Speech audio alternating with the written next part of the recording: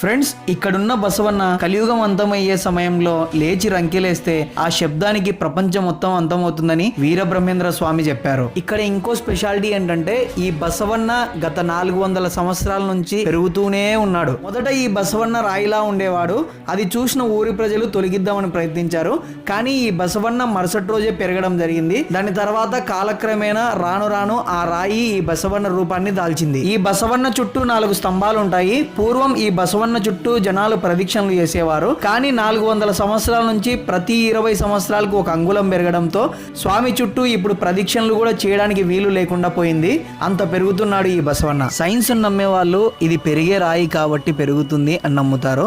అలాగే దేవుణ్ణి నమ్మేవారు దేవుడి మహిమల వల్లే ఇదంతా జరుగుతుందని నమ్ముతారు. మనం ఏదైనా కోరిక కోరుకొని ఈ బసవన్న చెవిలో చెప్తే అది నెరవేరుతుందని నమ్ముతారు.